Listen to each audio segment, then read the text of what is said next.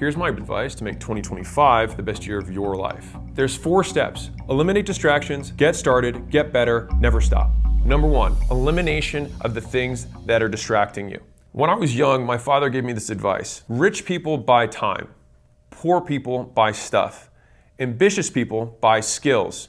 Lazy people buy distraction. I can give you the first and easiest 2025 prediction. Look at what you spend money on, look at your calendar, and wherever you invest is what you will get more of. So many people are surprised when they look at their bank account next year and it's lower than they want it to be. They look at their accomplishments from that year and it's not the things they set out to do. But when you look at their calendar and their credit card expenses, it's very obvious why those things didn't happen. Because we vote with our dollars about the things that we care about. We vote about the type of person that we want to become. And as the first thing that you can do today for next year is actually comment below this video, and I rarely ask for this, the thing that you're actually going to do today.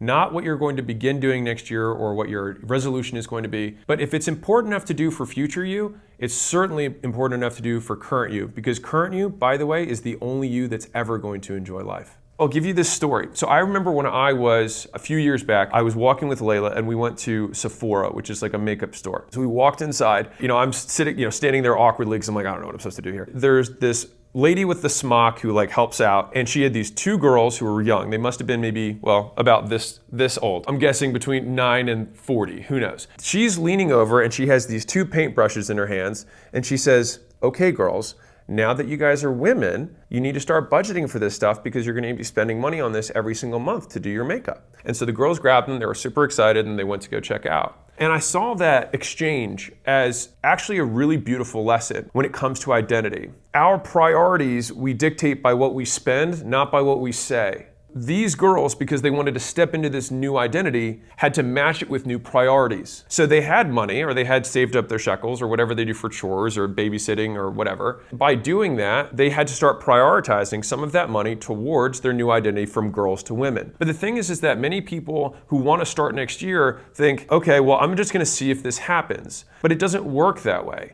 You have to basically make the decision that this is the type of person that I want to become, and then these are the actions that that type of person would take, and then we align our calendars and our budgets in accordance with that so that the investments we make yield the results that we want. But the thing is that people want to say, hey, wouldn't it be great if I owned Apple, but they never buy the stock? If you want to be that version of you, you need to start buying stock in that today, both by paying in time and paying in money to vote with your dollars about what you truly care about. And the reason that I'm hitting this so hard is that it's never been easier than it is today to be successful. It's also never been easier to be distracted. So along the theme of investing in the things that matter most, the first thing we do is we eliminate all the stuff that sucks. I define commitment as the elimination of alternatives. If you get married, you eliminate all people of whatever sex you're married to that are not that person. Actually, you eliminate everyone who's not that person independent of sex, right? That is a commitment. Right? If you enter into a partnership and you say, I'm not going to do any business besides this business as part of the terms, then you've eliminated all alternatives. And so if you want someone to commit, ask them to eliminate everything else that's not the main thing. These are all the things, a laundry list of things that are probably not your main thing that very likely are getting in the way. And these are the most common things that I see in my DMs, that I see in my comments from people who are not getting where they want to go as fast as they'd like to get there. First big category is bad friends. So if you want better friends, get used to seeing them less. Better friends are busy friends. So I remember when I started working more and some of the friends that I had were a little bit more ambitious, I started realizing that the people that I liked the most, I actually didn't spend as much time with, and the people that were always available were the ones that I didn't want to become more like. Here's 5 questions you should consider when thinking about whether to keep a friend in your life or cut them. Question number 1 is, if someone told you that you're a lot like your friend, would you take that as a compliment? Second, are you truly fulfilled by the friendship, or is it just someone to keep you from being lonely? Third, are you able to be unapologetically yourself, or do you feel the need to act differently to please that friend or to be around that friend? Fourth, do you like who this friend is right now today, or do you like the idea of the friend and who they could be someday? And then finally, 5, would you want your future or imagined child to be friends with someone like this person? And I think it's a really wonderful litmus test because it forces you to take a look outside of yourself in order to have perspective from a third-party angle on the true quality of that person. But the reality is that rare people are by definition rare. It's normal to have fewer of them. And so if you only have a few friends or one good friend, then that's normal if you want rare and exceptional friends. If you have many friends, it's far more likely that the bar for your friendship is too low. And to give you a filter that I actually used for the most important friend in my life, Layla, I like to think, does this person have the same scale of goals that I have? So it doesn't mean that they have to have the same goals as you, but it has to be the same level of goals as you, because at least you're going in the same direction. So that's number one. Number two is, do they have the same level of dedication and commitment to those goals? Because I don't know about you, but I had plenty of friends who were like, I want to be an NFL player. I want to be a really rich tech entrepreneur. I want to be a touring musician, right? And they had these goals, but I'm like, dude, I see you just playing Fortnite 4 hours a day and you practice guitar once a week. Like, do you really want that? Or do you just like saying it because it makes you feel good? And so I wanted people who walked the walk, and I wanted people who would keep up with my pace. And if you are someone who's ambitious, and this is me just talking specifically to you because there's only a few people who are watching this who really are, and you'll know that if it's you, you have to get used to being alone. Because there are seasons where you'll basically transition from one group of friends into another. And it's not even a group of, you'll usually transition from a group of friends into no friends. And then you'll find one or two people who are at a new level. And then sometimes those people introduce you to some of their friends. And if you keep walking and you keep outpacing, then that group will then start retiring past you. And then maybe one person stays with you, maybe no one does, and you'll have another lonely period. I'm saying this because I used to think that there was something wrong with me, when in reality, I just didn't understand what the nature of being exceptional meant. And so I'm saying this purely from a definitional perspective. To be exceptional means that you are the exception. It means that you are not normal. And so it's normal for normal people to find you abnormal if you do things that are not normal. Don't let people who have mediocre goals deter you from taking actions that make you great, because it makes you different. Realizing that I thought most people actually made no sense. They say they had these goals, but they took no action. And they called me work obsessed, and they would tell me I should take time off. And they're like, hey, you're not as cool anymore. You're not hanging out with the boys. Like, why aren't you participating in the fantasy league? Why aren't you watching football on Sunday with us? And for me, I actually used to love watching football with my friends. It was actually one of my biggest things that I look forward to. But the thing is that like I needed that Sunday because I had to prep workouts, I had to prep the music list for the next day, I had to run billing, I had to do all this other work. And the thing is that like I looked at that football game and I was like, my goals are more important to me than this. And so I think that a lot of people don't actually look at themselves in the mirror and say, like, 1 year from today, will I remember this football game? Or will I remember the fact that I'm not where I said I wanted to be? And to me, that was significantly more painful. Now, this is an uncomfortable fact for a lot of people. Your ability to delay gratification is actually a function of intelligence. And so your ability to learn at a longer and longer delay is something that comes, we're talking from primates all the way up.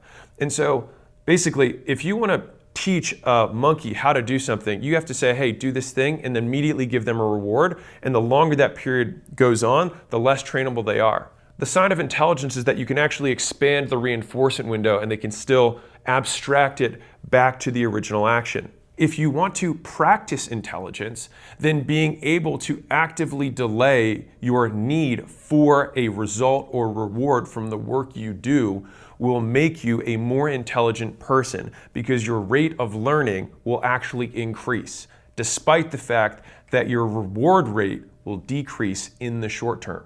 And so to give you full transparency on what 2025 might look like if you accomplish your goals at the end, you might have a different friend group or no friends at all for a season. Because you don't become like the people you admire, you become like the people you want to impress. Harvard made this wonderful study years ago about the best predictor of someone's long-term material success was what they called their reference group. Now, this has been misquoted in places by the 5 people you spend the most time with, but it's actually the 5 people you compare yourself to. And that's a very big difference. Now, I want to take it a step further because I think to myself, what are the things that affect our behavior? And so it's really about the people that you want to impress, not necessarily even who you compare yourself to, because it's the people whose voices you hear when you're about to make a big life decision. And so when you make a big life decision, you don't listen to the people closest to you.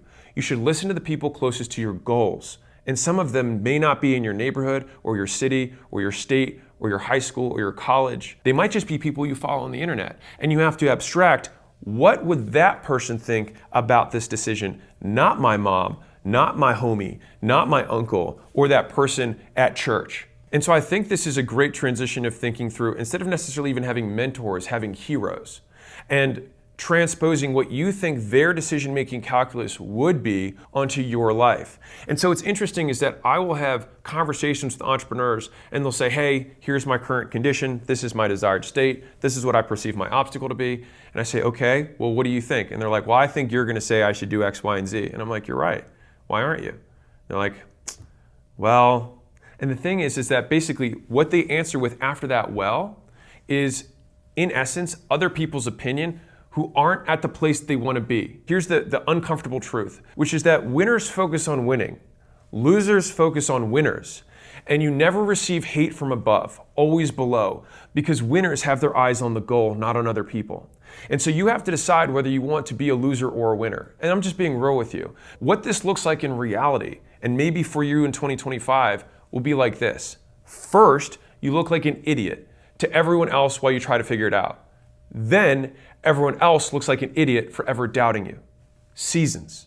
And so everyone takes a different amount of years to stop giving a fuck about what everyone else thinks. And if you're going to get there eventually, you might as well start today and enjoy the benefits longer. So if I'm 85 years old, I think about what that man cares about. And that man cares about very, very little. All you have to do is talk to an elderly person or a grandparent and be like, what do you think about this? A lot of people are like, who cares? Like, it doesn't matter. Life is literally too short. They literally don't have time for it. And so I think to myself, if that's the ultimate version of me, if I'm going to get there eventually, and that's what the wisest people think after having the most life experience, then why would I not try to cheat code that into today and then not have to go looking back from 85 and think, man, I wish I knew then what I know now. Look forward to 85-year-old self and say, I am going to choose to learn the lesson I know I'm going to learn and act as if I knew it today. Because the difference between them and you is that what they consider work, you consider life. And so you have to accept that you have a fundamental different understanding of how life works. And I believe that is a more accurate view of reality. The reason that the rich can get richer is because they see the world differently than the poor. And so it makes sense that if your poor friends don't see what you see, that they see through the lens of poverty. And all my goal in life is to be able to see reality more accurately. And so in the beginning, you have to develop this armor, this thick skin around people saying those little snide comments of like, you work too hard, you're too obsessed, you have a toxic work capacity, and why are you working weekends? Why are you working late nights? You're not, like, this is not worth it. They're not paying you enough for the work that you do. All of these different things, because eventually that armor on the outside actually just becomes one with you and you don't even hear it anymore.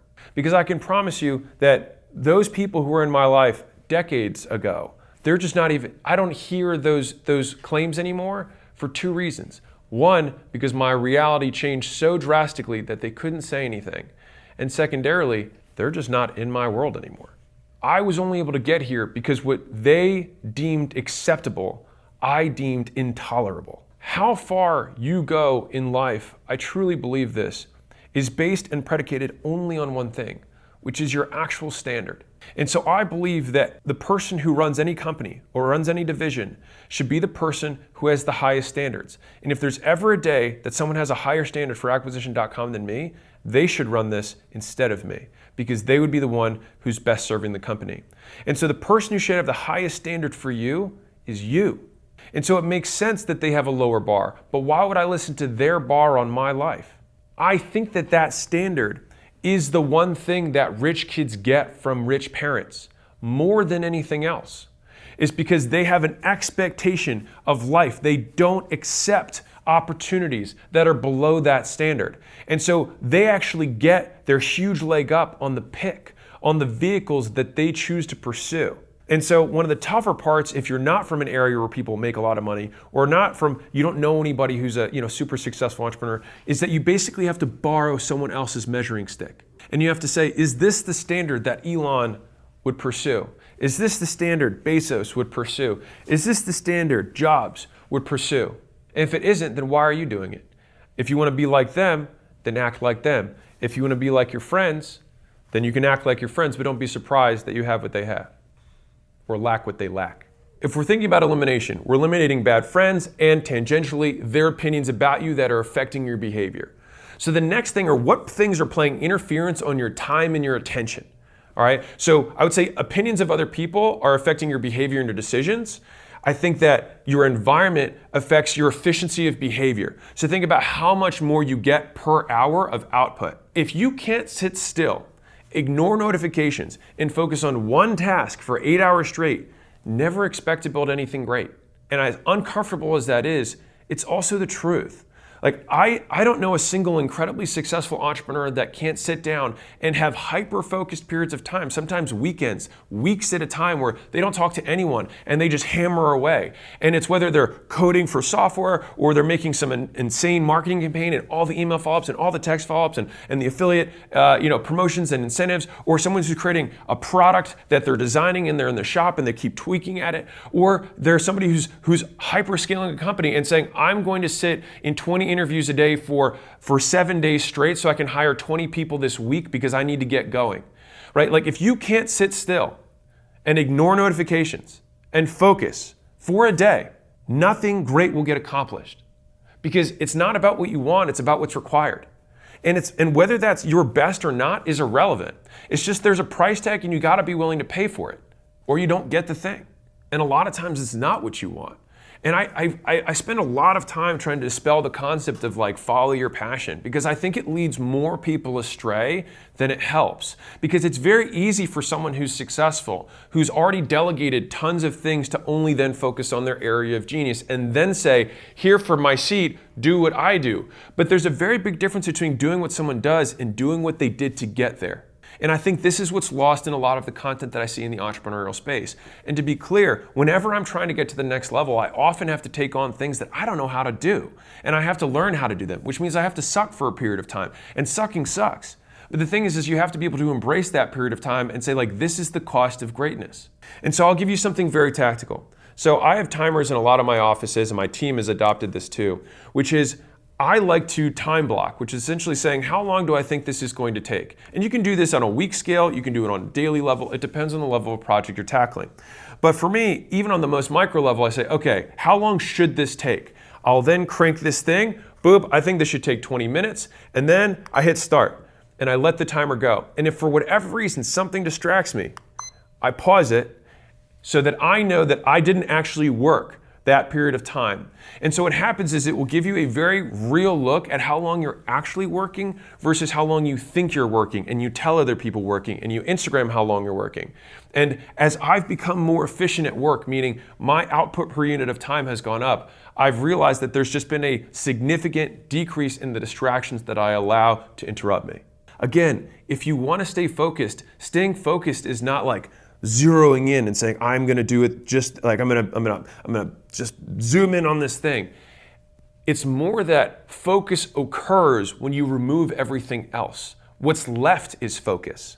And so Jerry Seinfeld has this famous process that he talks about with writing. And I think writers are also wonderful people for talking to for deep work, because it's the nature of the work they do. One of the things that he did, and he has done for years for his stand-up so he can script it out, is that he locks himself in a room that has no windows and it has nothing but a yellow notepad and a pen. And he tells himself that he has to go in that room and he doesn't have to write, but he can't do anything else. And so what ends up happening is that writing occurs as a default. And so focus kind of works the same way. You eliminate everything else to create focus. You don't try and push harder while also having these disruptions. So there's 3 easy ways that I make my phone less distracting. The first is I switch it to grayscale. And so grayscale decreases consumption across all people by 30%-ish, and that's research backed. It's pretty cool. The second thing is turning off all notifications across all apps on your phone, because you never want your app to be dictating when it's convenient for the app to disrupt you. Like, how ridiculous is that? But we let apps have that permission. Most phones and people want to push notifications to you. I want to pull them when it's convenient for me. The third thing is other people. And so I have a mode on my phone where no one can get through. And when I do that, then I can reach out to them when it's convenient for me. Because if it's actually an emergency, call 911. And if it's not a true emergency, then it can wait. And my team wanted to remind me that I don't email. I heard in, I think it was like 2016, that Bill Clinton didn't use email. And I was like, if he's the president and he doesn't use email, I cannot use email. And so my team doesn't contact me via email. And so if you can eliminate entire channels, that's also an easier way to concentrate fewer flows of communication. And here's the thing, it's always harder, takes longer, and costs more than you think it will. That is a reflection of poor expectations, not that the reality is bad. And so it makes sense that it would be harder, take longer, and cost more. Because if it didn't, then everyone would have it. And if everyone had it, then it wouldn't be worthwhile. And so literally the difficulty of the task that you embark on is proportional to the reward that you ultimately get, because you are the asset that you build more than the achievement. And so if it's hard, that's amazing, because it will make you that much harder once you conquer it. And it will also make it harder for anybody else who wants to follow in your footsteps. And so the higher up the mountain you climb, the thinner the air gets, and the rarer the climber or explorer must be in order to get there. And so I don't know about you, but I would so much rather climb a mountain that so few people have been able to climb so that I can see a view that other people haven't seen. And so speaking of expectations, let me talk about the worst expectation of all, which is entitlement, which is the expectation of life or other people to give you something without earning it. And I think that this is a virus in today's culture right now. And so there's the famous quote, hard times create strong men create good times create weak men, and weak men create hard times. It makes sense that right now we have a lot of weak men because it's been pretty good times. The good news about that is that it's so easy to beat them. You just have to show up, be on time, prepare the night before, remember people's names, actually follow up when you say you were going to, and try like you mean it, rather than trying like you want to get credit for trying. And I see this is this thing that's pervasive right now, is that people will comment or they'll DM me and they're like, hey, I'm trying really hard, as though I'm supposed to give them credit for trying. The world doesn't work that way. It gives you credit for achieving. And the reason that you want credit for trying is because you want it to cost less, take shorter time period, and be easier. And so if you restate your complaint about the difficulty as, oh, I have false expectations about the ease or the price tag of this goal, then all of a sudden you realize that the only real problem was that you expected it to cost less. It's like going to the store and being like, oh, I've got these Jordans that I really want to buy. I got $50. I'm so excited to buy them. You go to the store and see that they're $300. At that point, you can just say, Jordans aren't for me. Or you can say, oh, I will have to keep working and keep saving so that I can afford this. And so it's a lot about affording the goals that you want to achieve. And a lot of things that we have to spend in order to get them is the time and the rejection of not achieving what we want on the timeline we originally thought. Like, what makes success hard is that the expectation that society puts, because we only see the highlight reel, you actually only see people after they finish the race. People think success is like watching a marathon, not running a marathon. When you watch a marathon, you look at the beginning and you look at the end. It only takes you a couple of seconds to see both of those. But running a marathon is 4, 5, 6 straight hours of breathing heavy, wondering when it's going to end, counting, starting to play games in your mind of like, okay, I'm 2/3 of the way there. I'm two more quarters of that. I'm only 1/5 of 1/8 of the way there. And you keep doing this to play tricks on your mind to keep going. But the thing is that in a mile marker race, it's very clear to know how you're going to get to the finish line and how long it's going to take. The only difference with success is that you just have to keep running and you don't know where the finish line is. And people will only cheer you on at that finish line that they don't know where it is either, which means you have to get used to running alone. And so the difficulty is you have to start running and you have to keep running, but you just don't know whether you're running for a mile or 300. And so this is where the pacing is important. So a lot of people will run really hard. They'll think because they only saw the beginning of the marathon on TV and the finish of the marathon on TV, that they can just sprint because both of those clips only lasted a couple of seconds. So they start their marathon of success of whatever it is they're going after by sprinting as hard as they can. And then they realize that there's no one around and there's just a bunch of open road ahead of them. And they're like, how long is this going to take? And that's when reality sets in. And so I make these videos to say that a lot of times it's going to take longer. So one of the big nasty things that you have to eliminate on this path is the identity that you have about yourself, the isms that you claim. And so for example, like, oh, I'm a neat freak. I'm not good at math. I'm not techie. And so you make these statements and they don't serve you. Fundamentally, you should have one razor that rules all decisions. And this is pretty cruel, but it's also the reality of the world, which is, does this thing, person, belief, make it more or less likely that I hit my goals?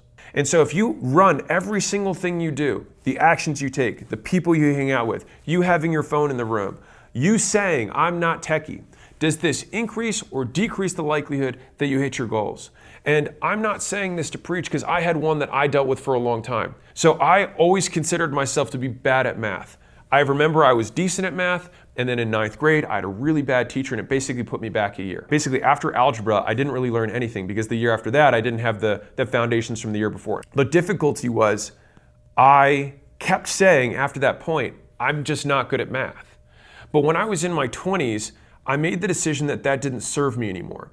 And so I was like, okay, well, what would I have to do to feel like I was good at math? And I was like, well, people who like can do math in their head, I think that's a pretty cool thing. And so I didn't use a calculator for anything for years. And then I learned, I made a lot of mistakes in the beginning, but then I got better and better at doing math in my head. And I would check it, obviously, after I was done, but I always let my head try and do it first. And so nowadays, if you were to ask people, man, is Alex good at math? They're like, dude, he just rattles off numbers like crazy. But the thing is that until I was in my 20s, I thought I was bad at math. And so it's like, we are so much more pliable than we think we are. And we had something that set us on a trajectory a little bit earlier in life that just gave us maybe a little bit of disadvantage. Fine, because you just have to get over it. Everyone's childhood was difficult. And if you want to win the award for hardest childhood, congrats, you win. You feel better? Right. No one cares about what happened to you then, only what you can make happen now. Identity is a lie. We only describe people about who they are by what they do. Doing is being. And so if you want to be somehow different, you have to do different things. And then only afterwards will people describe you based on the actions you take. Think about back in the day, the actual names people had was, he's John the carpenter. He's John the stonesmith. He's John the mason, right? People literally had their names based on what they did. That hasn't changed. The first thing you do when you meet somebody is you find out, what do you do? And that gives you indications. And if you want to describe who someone is, what do you say? You describe what they do. And so this means that our identity is 100% under our control because we control what we do. And then only after the fact will other people describe you in that way. So we covered environmental things like with the phone and having a timer. We covered interpersonal things in terms of our identity and voting with our dollars and time about the things that we care about. We eliminated the bad people and their opinions about us that affect our behavior. And so we've eliminated all these things. So now we've made room to get started. And the good news is you only need 3 things to win: the balls to start, the brains to learn, and the heart to never give up. And the best thing is you already have all 3. And for the girls, you have gonads, so it's fine, it still counts. And so my ask of you is to make the commitment. Now this is, again, the elimination of alternatives. To make the commitment to never stop. And so it doesn't mean that I'm asking you to commit to be successful.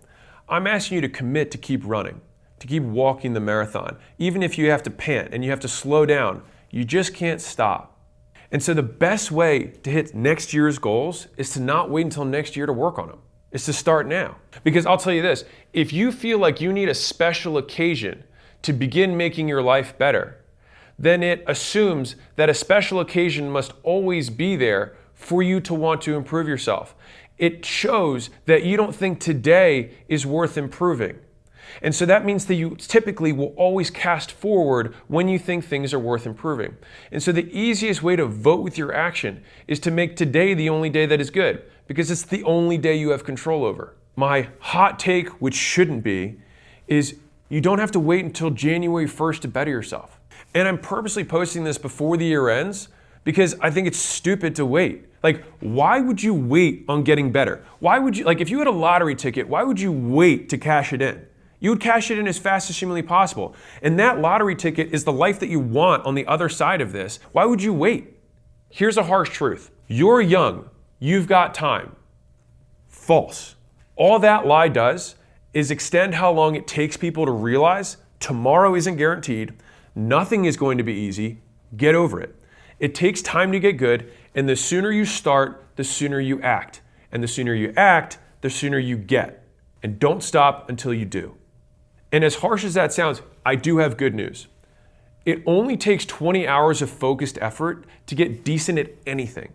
The problem is people wait years before they start their first hour. So many of you could probably start achieving next year goals before the end of this year. 20 hours is not that long. If you're like, man, I really want to learn ads. I really want to learn how to make content. I really want to learn how to edit videos. I really want to learn how to sell. You can do that now. And you can have that skill. Like, we can onboard a new sales guy in a few days. There's this massive delay that people think because of the unknown. They don't know what is going to happen. And so they therefore assume that it's bad. And so the reality is that most people don't like surprises, even if they're good ones. Have you ever heard people like, oh, I don't like surprise parties? It's a fucking party. Why would you hate a surprise party that's in your favor? You hate it because you don't like the unknown.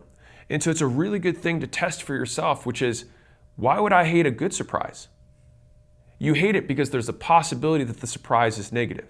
But on a long time horizon, 85-year-old you isn't even going to remember it to begin with. This is going to be a weird one for you, but just stay with me. If you've ever been so drunk that you're throwing up and you think to yourself, man, I'm probably not going to remember this. The good news is that once you do succeed, that terrible period of vomiting or whatever the difficulty is that you're going through, it'll actually compress in your mind. And so as difficult as it may seem in the moment, it actually doesn't stay with you. All you'll have left is the thing you accomplished. You won't remember the work that it took to get there. There'll be a significant discount on the punishment you endured. I tend to have a bad habit of really not looking back very much. And so I occasionally will go through my photos and I am reminded about all of the mistakes and the detours that I took along the way to where I wanted to go. And I'll tell you the story that my father told me when I was very impatient. He said, listen, you think that this is taking too long for you to be successful.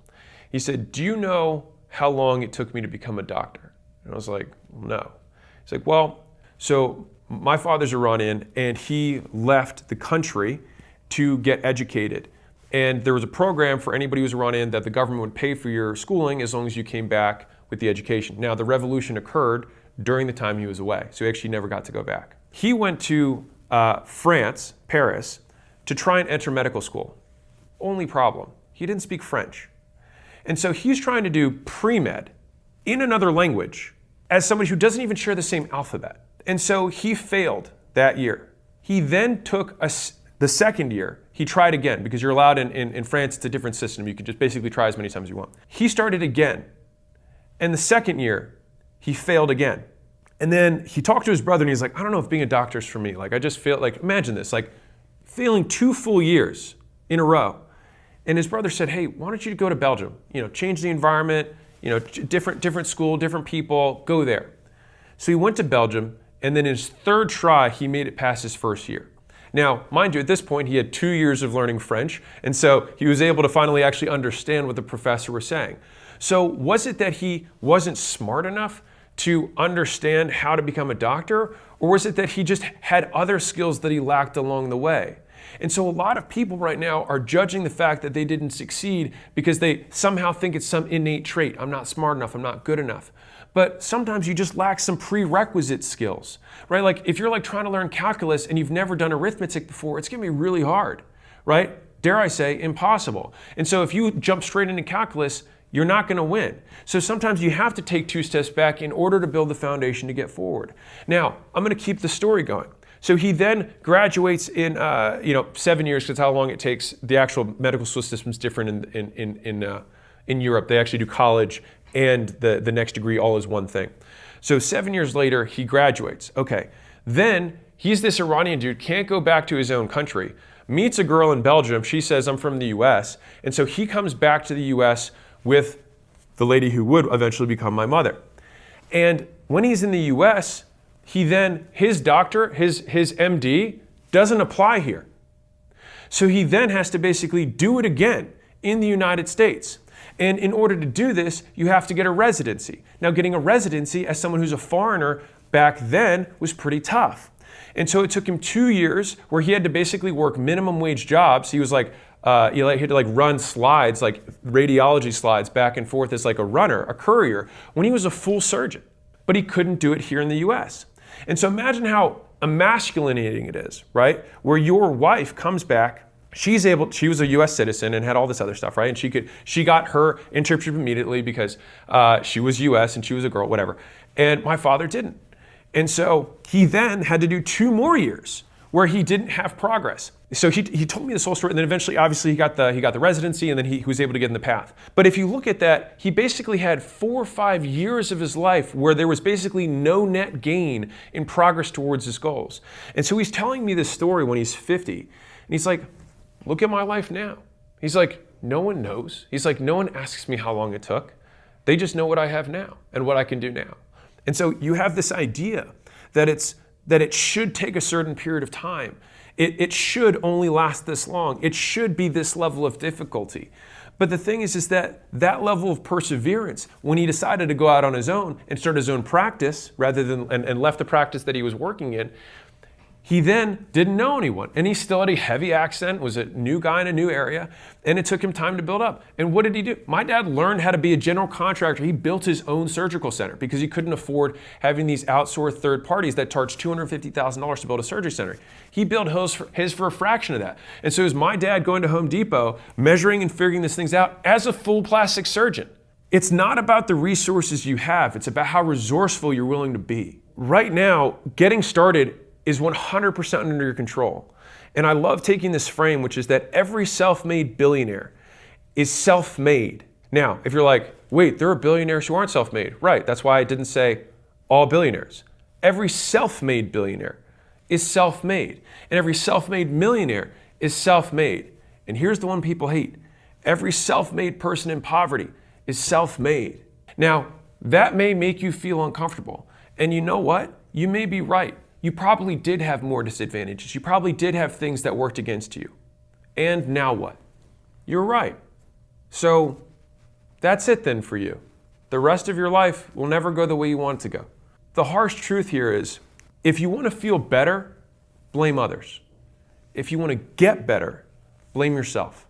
And so my father told me that story multiple times in my life, as I'm sure your fathers have told you stories multiple times in your life, or you had a parent or an uncle or a brother, and they told you those big, meaningful stories. And so I'll tell you another time he told me it. So after I lost everything for the second time, think about, I tell the story, but it's very easy to gloss over. But think about this.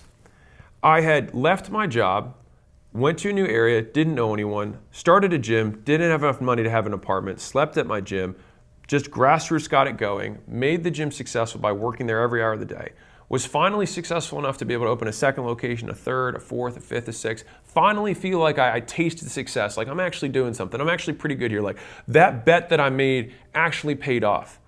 And then I lose it all. And so I sell all those locations, I put the money in a new thing, and then it's gone. And so I could look back and say, wow, I just spent all those years and I actually have nothing to show for it. The only thing I would have had to show was the money that I made. But my father retold me that story. And he said it was never about the amount of failures he had. It was about the education that he had. And so one of the other repeated fatherisms that he gave me was that education is the only thing that no one can take from you. The skills you have, the skills you acquire along the way are the only thing that are truly yours. There's nothing else in this world that actually belongs to you. your clothes can get stolen, the belongings you have. And he said this from a place of reality, which is my family came from a country that took all of our assets. They seized everything. They seized land, they seized homes, they seized wealth. They just said, oh yeah, all that, that's ours now. Good luck. This may not be as real for people in the United States, but having people who everyone in my family had everything taken from them, that is very evident in how they talk to me and how I've always seen the world as these things are ephemeral. These material goods, the studio, the setup, the lights, the whatever, the platforms, like gone. But the thing is that my father came here with $1,000 because of the revolution and had nothing and built the life he has. And you can lose it all and gain it back. And so we've seen so many entrepreneurs who've actually lived through this cycle. It's actually a common thing in entrepreneurship. And it's because you have to understand and respect risk. The beauty of it is that after you fail, the likelihood that you're successful goes up, not down. This is the part that people miss. They fail and think it somehow decreases the likelihood of success, but it actually increases it. And so it's like you want to just get the failures out of the way. Why would you not want something that increases the likelihood to hit your goal? And the reason that it increases that likelihood is that failure is a requisite probability for taking action. And so anyone who has failed has taken more action than someone who's done nothing, which means it increases the likelihood that they are successful. And so when you fail, you get feedback. And when you get feedback, you get better. And when you get better, it increases the likelihood you win. Losers stay losers by never being willing to lose. Everyone loses before they win.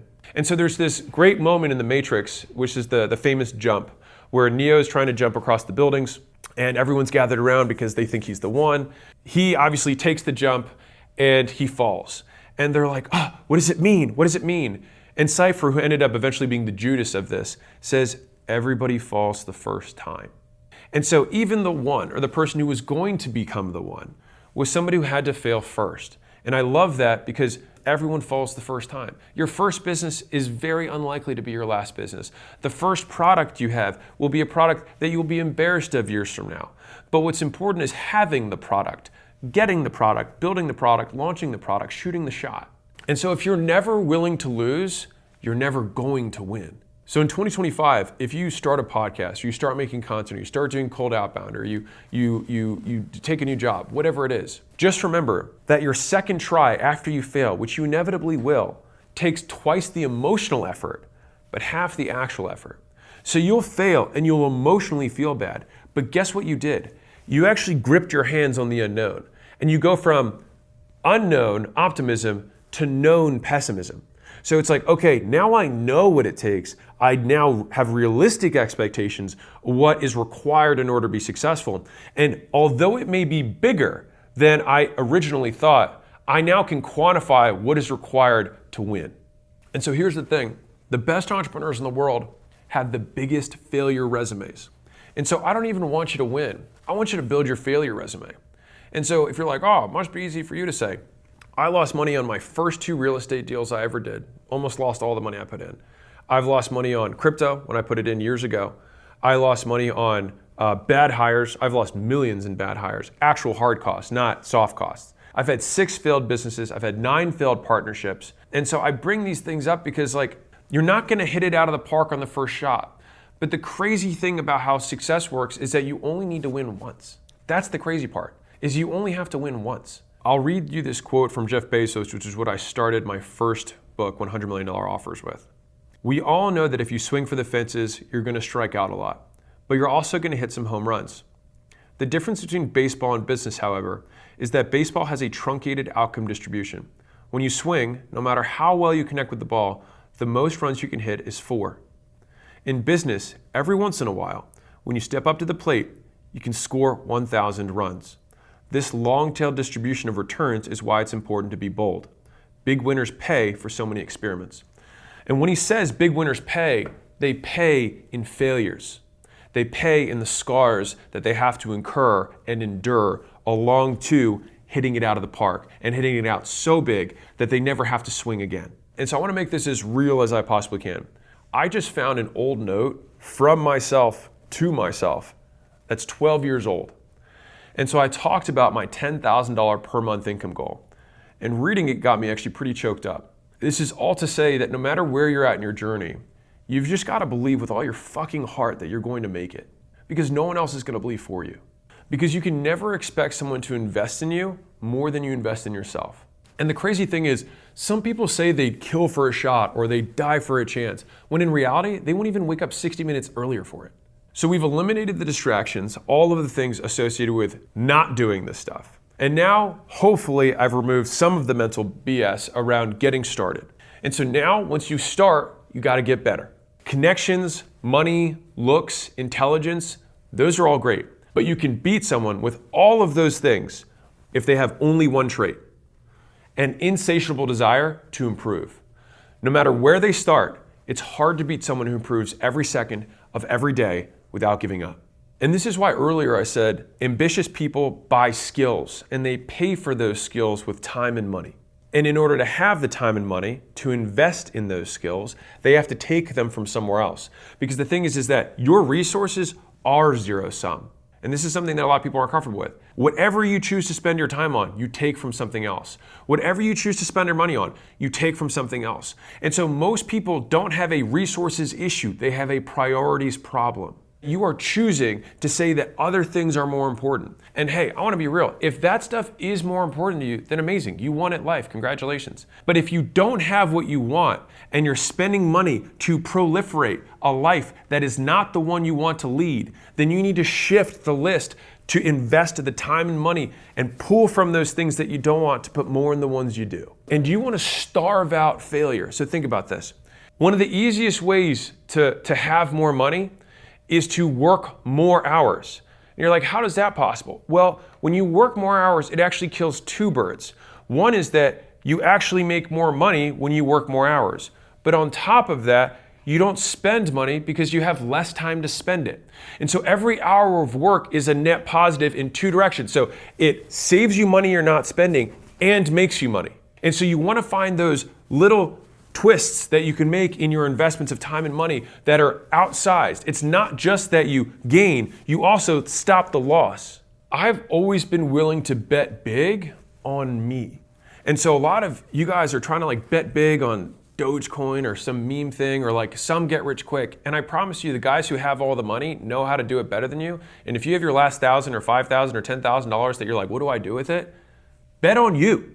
Because you'll never sell you. You're a long-term hold, right? And so if you get better, you guarantee the win. And every investment you make compounds. You guarantee compounding because every skill stacks on top of other skills. Steve Jobs talked about how when he went to college and learned calligraphy, it was the reason that fonts showed up in the Mac later. And so he talks about you can only connect the dots looking back. You want to double down on investing more into you getting skills. And I'll tell you something that you probably don't know. So I spent $10,000 and I only had $50 saved up after years of being a consultant. So I had $50,000 saved up. I was 23 years old. It was my life savings. I spent $10,000 to get a gym coach. I joined a mastermind for gym owners. Fun fact though, I didn't have a gym, but I figured if I go to a mastermind of gym owners, I'm gonna learn so many of the things that they made mistakes on when they started their gym. They're gonna have opinions on how I should lay out the square footage, what locations I should pick, what model I should use. And so rather than say, oh, I'm just gonna find out all these failures on my own and take 5 times as long, I was like, I'd rather pay $10,000 to pull 5 years forward into the present.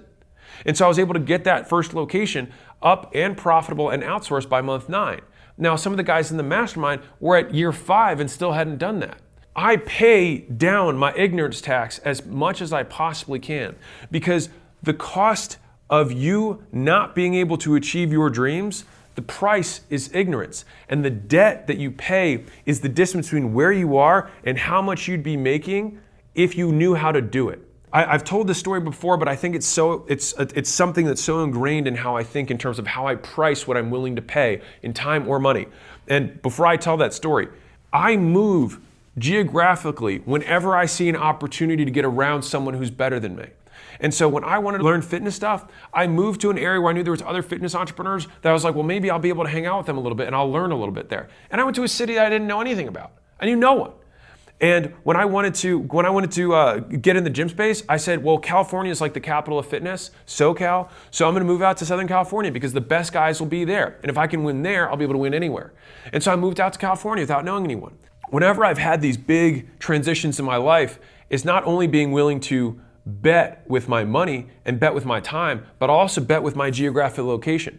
I'm willing to risk losing the relationships that I had to gain relationships that I need. And so 2025 for you might mean that you have to leave where you're at. And that could mean across town, but it could also mean across the country or even across into a different country. It may mean that you're going to take all this money that you used to spend here and spend it in an entirely different way.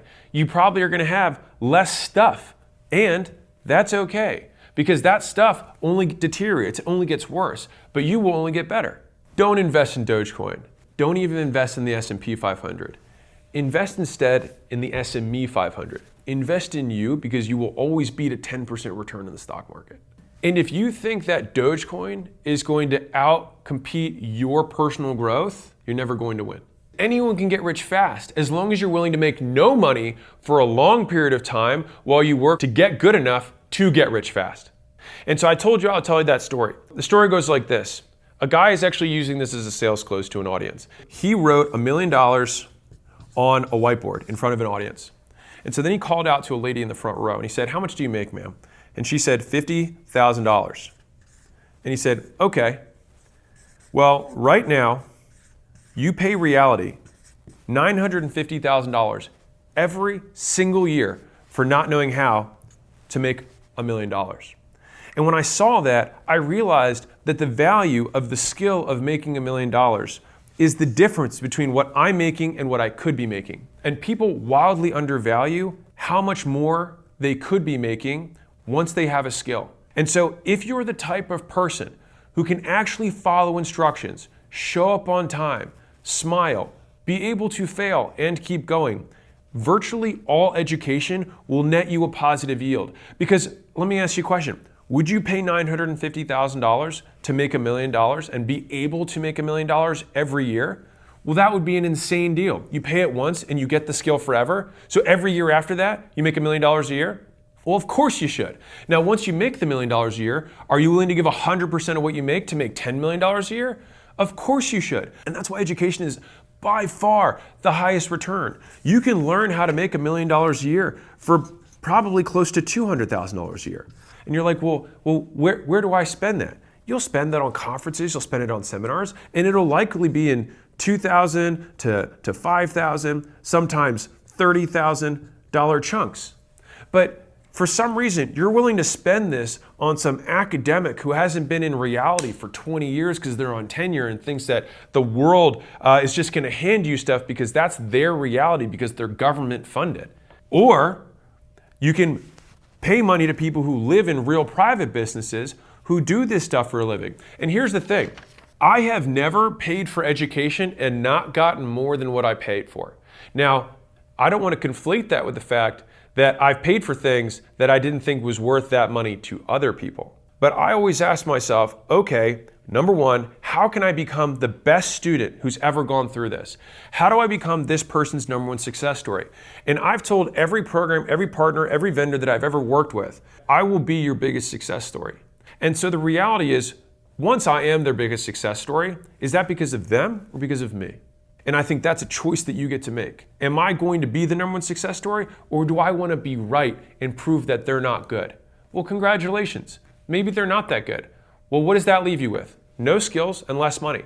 If you choose to succeed anyways and say, what can I learn from this person? Because I've learned just as much from bad people as I have from good. Because a lot of times getting good is actually the removal of bad. And so if you find out other ways that people do a terrible job, it's also a wonderful way of figuring out how to not do a terrible job. And so if I want to create a product that's exceptional, and I say, let's say I want to put a phone, a camera, the internet, email, all in one place. If you remove all of the stuff that sucks from all of those things, what you're left with is an iPhone. Most times, you can always get more than what you pay for when you invest in you. So let's get really tactical. If you really want to double down on you, which will by far, think about this, 10% improvement is the S&P 500. So you're saying that you could take, okay, let's be real. Let's do real math. So let's say that you've got $10,000 saved up, okay? Let's say that's what your savings is, which by the way makes you like a top 40% American, FYI. So let's say you've got $10,000 saved up. You could put it in the S&P 500 and have that $10,000 be $10,900 1 year later. Or you can spend that on something that can triple your earning capacity, and next year, instead of making, let's say, $50,000 a year, you make $100,000 a year. Well, which of these increases, the $50,000 plus increase, is more than the net of the 900? Because you lost the 10, you spent the whole thing. Here you invested it, here you spent it. But did you spend it, or did you invest it in an asset you could control? And so I don't know about you, but I'd rather have the extra 50 and put the 10 in, and then what do I do next year? I'm gonna take this 50, and I'm gonna ask myself, is there anything I could put this $50,000 into? So I could put in the S&P 500, and I could go and add myself an extra $55,000, whatever. Let's say I get 10% that year. Okay, so I get $55,000 this year, or I could put that 50K into 5 10K things or 2 25K things, and all of a sudden take my earning power from 100K to 250K. Wow, what a deal. But I'm gonna lose the whole 50 again. And so the thing is that on my way up, I basically took my savings and I spent it almost every year on education. Because why on earth would I want the future to take longer to get to me? When you buy skills, it's the closest approximation to buying time. And so there's this big thing like you can't buy time. False. You can buy the future at a discount. And you buy the future at a discount by buying the skills required in order to get there faster. And so if it could take you 5 years if you did it on your own, or it could take you 1 year if you paid 4 different people to help you out with each step of the process, why would you not want to pay all of the money you have to get to there and then have 4 years of gain with that new baseline? You now are living 4 years, 5 years into the future. It's like you skipping from being 20 to 25 and you getting the earning power at 25 plus, but now you're just 21. And then when you're at that point, you pull the next 5 years for it. And when you're 22, it's like living like you're 30, right? Like now at that point though, you might spend all your savings yet again. And this process has been one that I have consistently done for the entirety of my career. And it just gets to a point where you can't even spend the money. And so my very controversial advice is spend all your money on education for as long as you possibly can until you can't even spend the money because you're making too much of it. And so how do you become an expert? You do more repetitions than anyone else in a narrow field, which also means you fail more times than anyone else in a narrow field. And so if you want to beat someone, just try 10 times harder than them. And you only really need to try 2 or 3 times harder, but you probably don't realize how much harder they're trying than you are. So try 10 times harder just to make sure you win. People reject this idea that someone can work 10 times or 100 times harder, but I define work as output. And so for you to say that someone can't produce 10 times more than you is just factually false. There's tons of people who produce 10 times more. There's tons of people who produce 100 times more than you. I'll give you the easiest example in the world. A lot of departments run on weekly cadences. They say, do this thing by end of week. Oftentimes, you can ask that person, how many hours will this really take you? And then that person will say something like, I don't know, 3 or 4 hours. You say, okay, well, why don't you just get it done by noon? And then at noon, you say, okay, what's the next thing gonna take? And they'd say, probably another 3 or 4 hours. You say, cool, get it done by the end of the day. Now from those 2 cycles, that would have normally taken 2 weeks or 14 days, but instead it got done in 1. And so just right there, you got something done, you got 14 times more done than the competitor who's doing things on a weekly basis. And so this is how you drag the future to the present, is that you're not focusing on how hard you're working, you're focusing on how much you're getting done. You'd be amazed at how much better you get after you've done it 100 times. If you want to win, do it again. I want to be clear. You don't just post 100 videos in a row and see what happens. You post one, see what worked, and then try and do more of that thing. And so the idea isn't just raw effort. It's raw effort with an improvement loop. And so I remember one of my favorite words that I have to teach sales guys, because it's a very repetitive task to teach someone how to sell, is great, do it again. Great, again. Great job, again. And so it's that repetition that breeds the nuance of skill. And you want it to be so drilled into you that you no longer have to consciously think about how to do the thing, because you can then do it as a natural skill so that you can move on to putting your attention to the next skill. So it's not just about learning how to do it once, it's about learning how to do it so many times that you don't have to think about doing it at all. Especially if you're starting out, your goal should not be passive income, mainly because you don't have enough money for the passive income to mean anything. Instead, you should learn how to make money while you're awake before trying to learn how to make it while you sleep. You crawl, then you walk, then you run. Once you have more money than you can possibly reinvest in education and acquiring more skills, then you can take the leftover and put that into your passive income pool. And so very, very tactically, this is what I'll walk you through. You should have an education investment budget. And so just like you spend X dollars per month, so let's say we pull all of your expenses down and you're making an extra $1,000 a month. Okay, now if you're not eating out, you're not buying new clothes, you're not going out with the boys, you're not spending money in stupid ways, if that's what you're doing, then you're gonna have $1,000 left. If you have that, then you can take that money and every month you can put it towards a bank account that you can either choose to immediately spend or save up for something that is more expensive. And I can tell you that a lot of what I learned when I bought programs and seminars and conferences and things like that wasn't even from the content itself, but it was connections that I was able to make at those types of events that I was then able to leverage the one skill I had, which I was good at sales, and then start giving that away to every person I met so that I could collect those IOUs and then learn skills for free. And so it's like I really just needed a ticket to get in the room, and then I could trade with everybody else with the skills I had to then get to learn theirs. And so as wild as this sounds, at the end of 2025, you could be dead broke, but rich in skills. And so let's say at the end of next year, you actually have no more money, but you now have the ability to make more money. And so just like my father had to start over from nothing after losing everything, he didn't lose everything. He still had the most valuable thing he had, which is that he was a surgeon. And so he knew a skill, and he could make it work here like he'd make it work there. And that is something that no divorce can take from you, no government can confiscate, and it's something that's with you till the day you die. And so that's how you get better. You keep going, you keep improving the feedback loops, you invest appropriately, and you keep going all in on you. We've eliminated everything that's bad, we've started something that's good, we've gotten even better at being gooder, and now finally, we've got to stick to it when it gets tough, because it will. Here's something that's taken me way too long to learn. Staying focused is like beating addiction. It's not a one-time victory.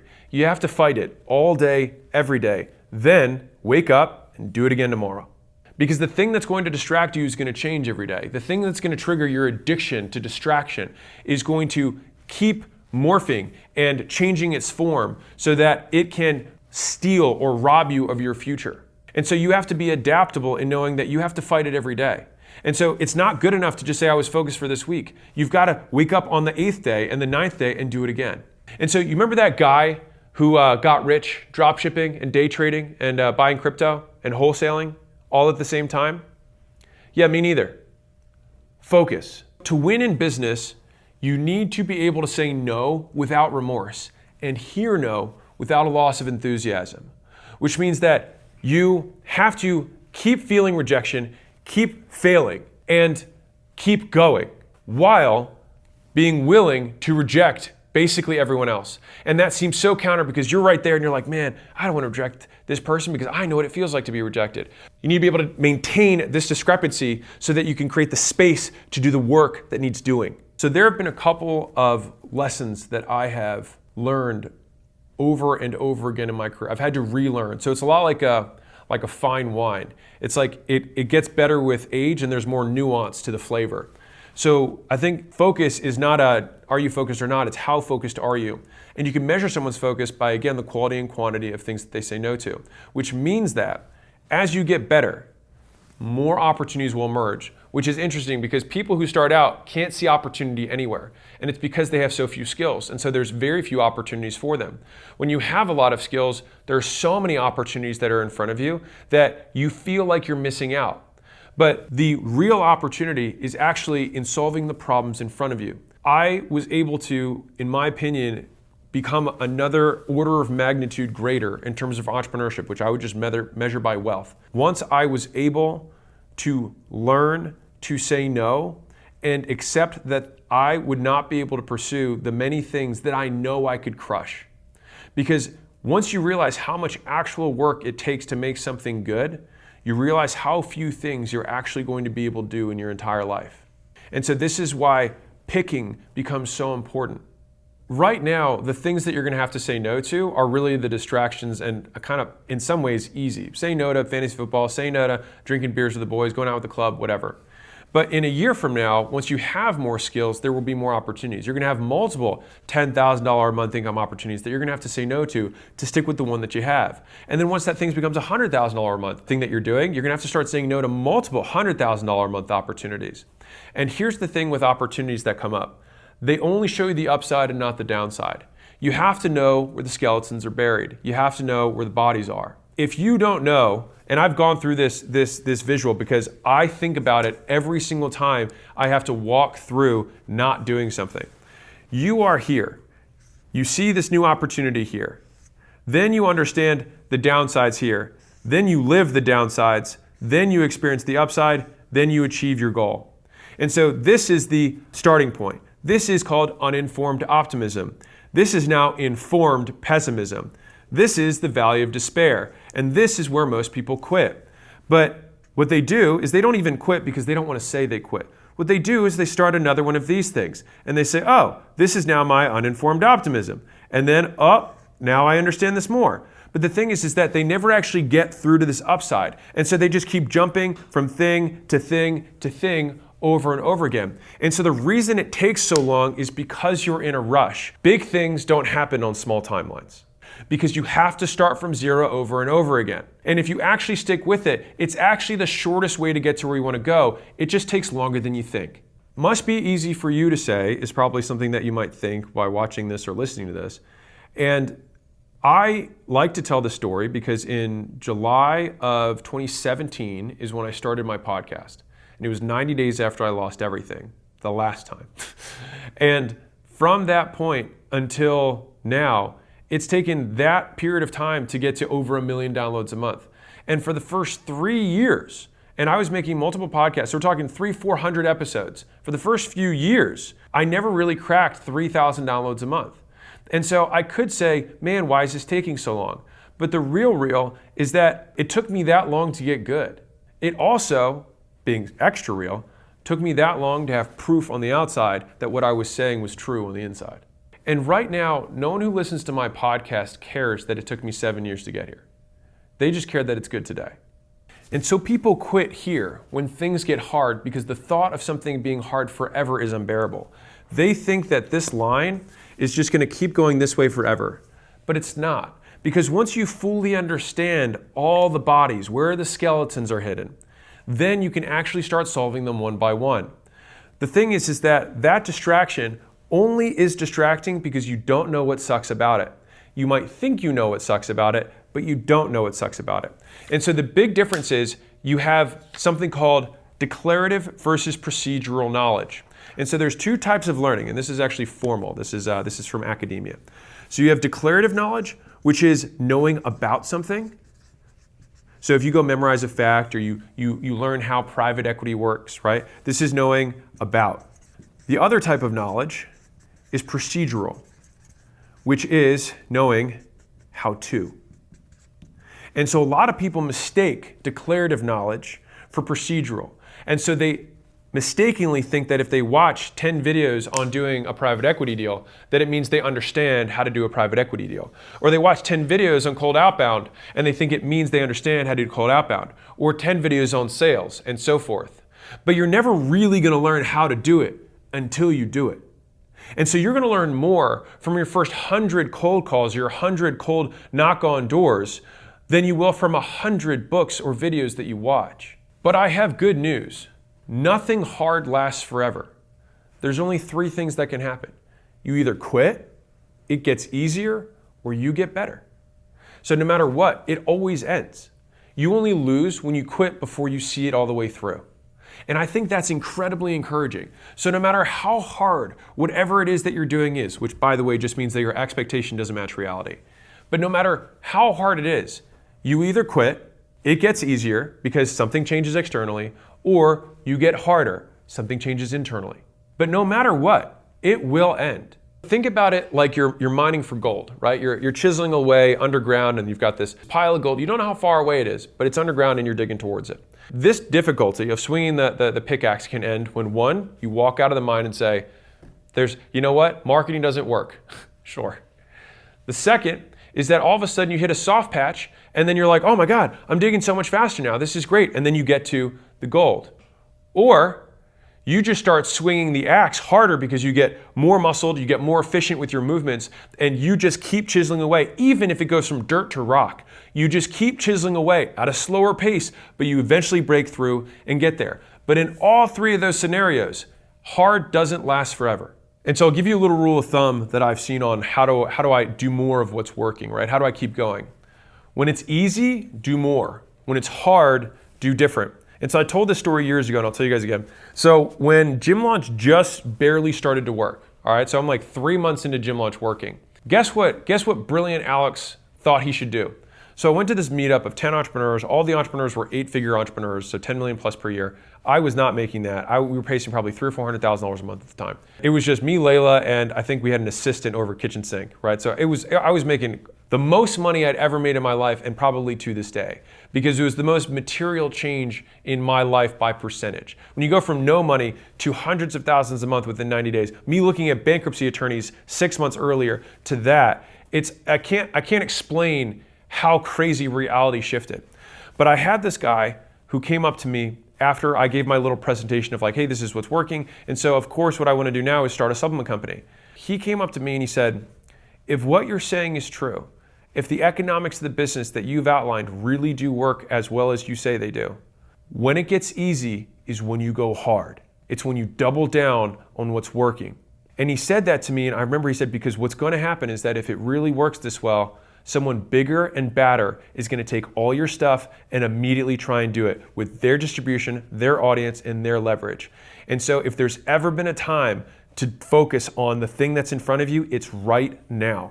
And I remember Layla and I felt this huge weight of pressure that started us at that point. Because literally, I think I was really content for like 6 weeks. And I was really thrilled. We had just gotten married. We're 6 weeks into being married. We're making really good money. She's 23 or 24. I'm 26 or 27. So like we're young. I was like, holy cow, this is amazing. Our rent, for context, was $1,200 a month. I was taking home $400, right? Like, and so I've always lived far below my means. At this point, though, we went back home with the devil inside of us in terms of the fear of us losing everything that we had. And so we basically worked around the clock like someone was trying to put us out of business. And the thing is that people did eventually, but by the time they did, we had gone so far ahead that they were way behind us because we were working against a hypothetical enemy who was trying to destroy us, not the ones that were actually mediocre and distracted. When it's easy, do more. Once it starts working, put the blinders on and hit the gas. And I would challenge you with this tactical setup. Right now, if you've never worked for 30 days straight, I would encourage you to try it. In China, there's something called the 996, which is basically the standard for Chinese tech work hours, which is you work 9 a.m. to 9 p.m. 6 days a week. That's the bar. And so I like to state that because we think we work so hard. That's just the average. And so I would encourage you, remember hard times, hard men, right? Good times. Well, we need to act as though it's hard times because if you don't, you're surely going to become soft. My challenge for you is work 30 days straight. Work 10, work 12 hours a day, 30 days straight. What you will realize at the end of this is, one, how much work you can actually do. Two, that you're not going to die. You're not made of glass. And third, you'll know that you have that gear if the time calls for it. Now, I will be very real with you. I work more now than I have ever worked in my life, save maybe when I opened my very first gym. So I work in absolute hours more than I ever have, and I produce significantly more than I did then. And this year, I think I've taken something like 10 or 11 days off in 2024. I would measure a day off as any day where I worked probably fewer than 4 hours. I put this as context, and I had a security guard who was here at acquisition.com earlier this year, and he was talking to some of the younger guys on the team.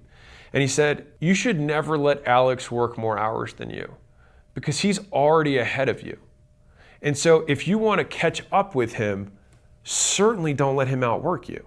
Some of the hoodoo, mental health, whatever people are going to disagree with me. Also, don't give a shit. And so the thing is you can just go and make those mental health people happy, or you can get what the fuck you came here to get. You can do what you came to do. And I have found that in my life, I've gotten significantly more purpose and more drive from a long day's hard work, from earning my shower at the end of the day, than anything that I've ever had from a pleasure-seeking perspective. As much as it's great to go to the pool for a day and hang out with some people, or maybe just watch movies, as great as that may be, there's nothing that I get more fulfillment out of than knowing that at the end of a day that I work 16 straight hours, that I have some product that I pulled out of my brain and into the world, that this thing got life now. Looking back on the best days of my life, it was those types of days. And so when I realized that, I stopped trying to satisfy what everyone else told me my life was supposed to be like. They're like, you should take vacations. I took my first vacation this year, and it was supposed to be a 2-day vacation, and Layla and I left after 1. Because what happened was I got there at this beautiful resort, $5,000 or $10,000 a night, very expensive. And I say that just to say that it was ritzy, right? It was luxurious. I get there.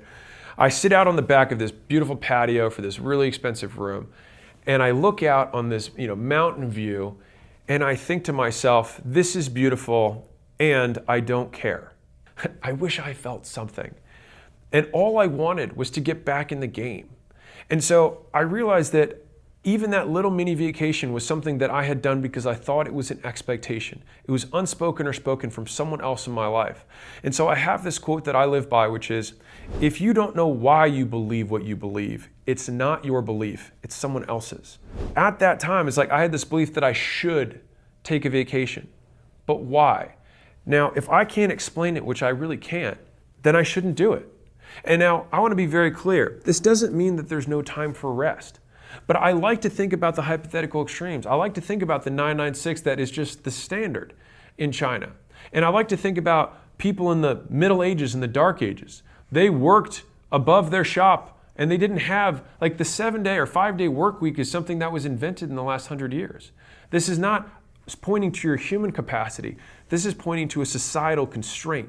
I think that a truly liberated individual operates purely from first principles of, what do I want? What does it take to get it? And then what are the things that hold me back? And those things that hold you back are going to be physical constraints. You can't operate without sleep, not for an extended period of time. So I'm not saying don't sleep. Sleep as much as you can. I'm not saying that you can work physical labor all hours of the day without rest. You need rest. And sometimes you need mental rest, which is different than physical rest. And that's okay. So if you need, and I'm going to put need in quotes here, if your way of unplugging is watching Netflix, cool. If your way of unplugging is gardening, cool. If your way of unplugging is working out, cool. Do what works for you. But fundamentally, the goal is to increase total net output over the longest period of time. And so it's not about, okay, I'm going to work 24 hours straight. Well, you're actually going to take from tomorrow, so your net output over 2 days is going to be much worse. And so it's really balancing that. And I learned that much later in life, I was able to get significantly more out of myself working 7 days a week and working 10 hours, 12 hours on those days, rather than working, call it 18 every day. That was for me a little bit too much. Now, I have had seasons where I call it 3 shifts. So basically I work 6 to noon, noon to 6, and then I work 6 to basically sleep time when I get back home. I only usually have to go into that gear probably once a year for maybe 6 weeks to 8 weeks is when I have to go into the 3rd shift. But most of the times I can pretty much sustain 12 hours of work a day kind of indefinitely. I bring this up to kind of set the bar for at least where I'm at, so maybe you have some sort of benchmark. But if you're wanting to get ahead, I can promise you working less is probably not the way to do it, especially when you don't have as many skills. Because the fewer skills that you have, the more labor or volume you have to compensate with in order to make up for the ineffectiveness per unit of time you work. And so in the beginning is when you actually have to work the most, but in the end is when you want to work the most because of how much more you're getting for it. So my team wanted me to make this point because they've obviously seen me work and they're like, I don't think this is coming through in this video, which is that I have an obsession with speed. This seems kind of weird in juxtaposition with patience, but this is the very classic micro speed, macro patience, whatever ism you prefer. The idea is, though, that you want to pull reality forward. And so I always like to break things down, whether it's me or my team, into how many hours and minutes something's going to take. And then I like to stack those things back and forth. And rather than using arbitrary deadlines of, okay, let's get this done by next week, you use actual deadlines based on how long it should take. And then when you find out how long something takes, you then ask the next question, which is, how can I make this take less time? How can I automate this thing? How can I automate portions of this work? How can I give away chunks of this? How can I deem some of this unnecessary? And so that continuous cutting and pulling forward of tasks is how you can move so much faster through life and towards your goals. And so I have this weird mental belief that there's like this big path in front of me, that I have all these skills that I have to achieve to hit these milestones. That is laid out on this time span. And so I reject the timeline, but I accept the skills. And so the idea is like, okay, it's like I'm a Pac-Man of like eating those little dots, and each of those dots is a skill. It's like I want to pull it towards me as fast as I can so I can ingest the skills and basically power up myself faster, because I know that these skills are requisites. I can't move on to calculus without knowing arithmetic. I can't move on to calculus without knowing algebra. There's no way around it, but I can choose to learn algebra faster. And so then it's like, okay, what is required to learn algebra? Oh, and if I do more problems faster than the standard person, then I'll get there faster. And so if the class says, okay, I need you to do these 10 problem sets and they're due next week, well then how long does it take for me to do those problems? Maybe 30 minutes. Then why can't I do my second lesson 30 minutes later and then do another 10 problems and do my third lesson 30 minutes after that and do another 10 problems? Well, if that's the case, then I can do an entire year's worth of work in a week. And this is how, in my opinion, pulling forward is one of those things that I've seen so many of the most successful entrepreneurs do, is they simply question timelines aggressively and ruthlessly eliminate any waste or gap between the actions required to win and everything else. Honestly, I think the things that I'm working on right now for my skills are I'm learning how to reinforce cultural norms across a company that continues to scale, which I define as the rules that govern reinforcement in an organization. That is the culture, and those are both spoken and unspoken rules. And when I say rules, I mean when someone does this, they get a pat on the butt. When someone does this, they get chastised or they get a ding, right? And the thing is that people like to say they have a good culture here, but the culture is 100, 1,000 unspoken rules, and that's why it takes people time to learn and figure out what the culture is when they go somewhere new. You can give someone a list of 100 rules, and if you were very granular, you could figure it out. The problem is that the culture changes based on the people who change the reinforcers. And so that means that the culture in a team could be different than the culture in the company because the person who's closest to them manages it differently. And so that changes the behavior. And so that's why a sales team can have a different culture than a marketing team, a different culture than a finance team, a different culture than an HR team. And so I'd say right now, a big focus of mine is trying to standardize the rules that govern reinforcement across an organization that scales and making sure that everyone is aligned with that style of work. The second thing that I'm working on right now is basically the highest level of recruiting. And recruiting and talent is actually kind of like focus, where it's one of those skills that I don't think you ever master. You just keep learning how many more levels there are to it. It's like right when you finish it, you realize that you're at a sub peak and there's actually another peak beyond it. The mist lifts and then you see the next steps.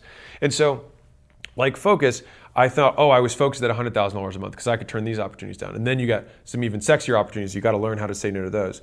So the same thing happens with talent, is that you're willing to tolerate a certain amount of mediocrity at one level that is no longer tolerable at a level above that. And the types of people that you bring in, you have a higher standard, a higher bar for those people, and attracting them in the process associated with getting them to buy into your culture, your vision, and getting them to take their skills and apply them to your opportunity is a skill set that I am working on now, because fundamentally I have a belief, which is the best talent is always yet to come.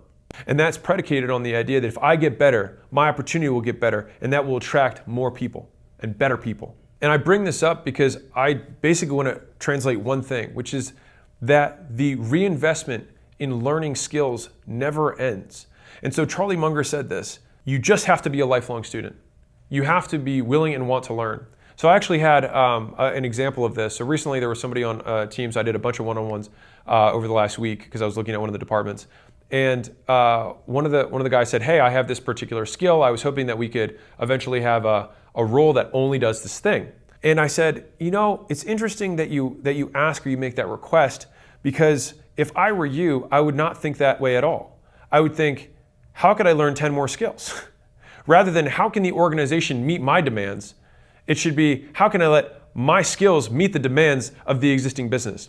It's asking reality to meet you where you're at, rather than meeting reality where it is. And I think that too many people do this. Why can't the world insert be more convenient for me? Well, the world is uncaring and doesn't care about you at all. And underpinning that statement is the entitlement, is the expectation that it somehow should. And I think that is a poverty lens. And so the wealthy accept the world for what it is and then choose to maximize and adapt. Everyone else tries to stomp their feet and throw tantrums and say how it's not fair. And they're right. And so what? There's a Haitian proverb that has nothing to do with cats and dogs that I think is relevant right now, which is, behind mountains are more mountains. Goals aren't finish lines, they're mile markers. And I think that's a great mental frame, which is that you think that your goal is to get to $10,000 a month, or $100,000 a month, or $1 million a month, or $10 million a month, whatever your goal is. And I can promise you, having hit those, you just move it again. The mist lifts when you get there and you realize there's another mountaintop. But where people lose their way is when they start listening to people at the bottom of the mountain who see them at the subhead and say, you weren't happy last time when you got to the last peak. Why are you going to be happy the next time? But that's under their assumption in their poverty lens that you did it to get to the mountaintop. You did it for the climb. And they'll never understand that, and don't expect them to. I remember I was trying to understand this person who had made this really irrational decision, and I kept thinking, like, how does this decision make sense? And I was talking to my father, actually. And he said, you're trying to apply logic to someone who's illogical. And that itself is illogical. And I remember thinking about that, is that, like, there are these people in our lives that say these things that you're like, I don't understand why they'd say that. And then you try and make sense of it. But the effort of trying to make sense of somebody who doesn't make sense is nonsensical. And so if it doesn't make sense to you, ignore it, because they're going to disappear anyways. One of the things that has been true in my life is that the lazy don't know how to start. The losers don't know how to finish, and the legends don't know how to stop. And if I look at that, the lazy, the losers, and the legends, I know which one I would rather be. And I also say that as somebody who doesn't believe in legacy or anything after we die. So this is tactical. Find what works, do more of what works, find the thing that's preventing you from doing more of what works, solve that thing, and get back to doing more of what works. Then repeat. And so the reality is that in health, marriage, business, or any game worth playing, you don't win by winning. You win by staying alive long enough that you outlast everyone else. So I will give you the advice that I gave a subgroup in school that we picked 100 people who had applied out of 500 plus to basically do a 90-day sprint to help them start a school community. So we wanted to do a more in-depth kind of training, things like that for this special group so that we could see if this new implementation yielded better results. And so the guy who we had running the group asked me, he said, can you give any kind of like words of wisdom to these guys before we kick it off? And so this is what I told them. Number one, follow instructions. Number two, when you reach something that you don't understand how to do, Google first. Number three, when you figure it out, post it. Others also may have struggled. 4, actually follow the rule of 100 daily, which is that you reach out to 100 people, you make a post that you spent 100 minutes on, spend $100 plus on ads, and you spend at least 100 minutes a day making and improving ads and researching ads. As long as you do those things consistently and you get better, you will see results. And the amount of you that I see who tag me in like day 4, day 20, day 30, the guys who are at day 60 of Rule of 100 are like, I have more business than I can possibly handle. The problem is no one sticks with anything. And this is why I want you to stick with it. Rule number 5, you will be excited for a week. Then excitement will end. And that is where the work begins. 6, your work works on you more than you work on it. You are the product that's getting built more than anything that you're actually putting into your business. Remember that. 7, everything is unscalable in the beginning. That's the point. It's how you learn every piece of it. And once you learn every piece of it, people will call you an expert. 8, The pain of repetition is what forces you to seek improvement. When you figure out ways to get more for what you do, you've gained skill. People want to avoid the pain. One of my favorite bodybuilding coaches, Milos Sarcev, talks about this in the context of how to grow a muscle. He says, find the pain. And then he'll just shout, he'll be like, suffer, suffer. He's like, stay there, find the pain. Because the thing is that pain is what forces you to change. And so if you encounter the pain and then say, oh, it's not working, that's the pain that you need to lean into, because when it's not working is what will force you to do an improvement. And that's how you get good at making better content, get good at making better ads, get good at having more effective reach outs on different channels, whatever. It's that pain that forces you to improve. 9, if you complain, you are dead to me. And I said this because I believe it. Like, there is nothing weaker and more helpless and that has lower agency than someone who simply complains about what has occurred. It's something that happened in the past or is in front of them in the present, and regardless, complaining literally does nothing. It's a net zero. It's a net loss. You both lose the energy that you could have spent improving, and you also lose respect from every single person that you complain to. And they will associate the complaints with you. They won't remember what you complain about, only that you complain. 10, literally thousands of people have already succeeded. You are not special. Repeat the same activities and you will be able to repeat the same outcomes. Before you make a conclusion that something doesn't work, I want you to state the objective truth of what you're claiming. You're like, Facebook ads don't work. Sure, so the $400 billion a year in advertising that gets spent on Facebook just somehow doesn't work. People aren't doing it because it's not working. Cold outbound doesn't work. Yeah, so the gazillion companies that do 10,000 emails, 10,000 calls a day, it doesn't work. What you have to reframe it as is, I don't know how to make it work. I am not good enough to know how to make it work. Because you're not making as much money as you want because you're not as good as you think you are. 11, write down every reason that you're going to stick with it. Put it in front of you and revisit it when you need a reminder of why to stick with it. 12, business is shockingly simple but surprisingly hard. The hard comes in the form of consistency. The moment you don't want to do it or just skip today is the day you realize what hard actually feels like. Learn to endure, overcome. 13, just win. Because at the end of the day, all of this hardship will be forgotten. It will fade into your memory. And so know that as you're going through it, you're actually just going to disproportionately in your memory remember the good stuff and not the bad stuff. I only have a few glimpses in my memory of the time when I was sleeping on the floor and I had my gym and I was getting started, and I remember being so tired that like a good night's sleep couldn't fix it. I remember that. But it's almost like I remember the words that I told myself more than I even remember the experiences because it was so long ago. Things will get better, and you will remember the betterness more than you remember the suffering. Because the betterness will carry over in today, which will always be fresher for you than how long ago the suffering may have been. If you want to just win, I made an entire presentation on winning. It's actually my favorite piece of content that I've made in YouTube format. I'd recommend watching it.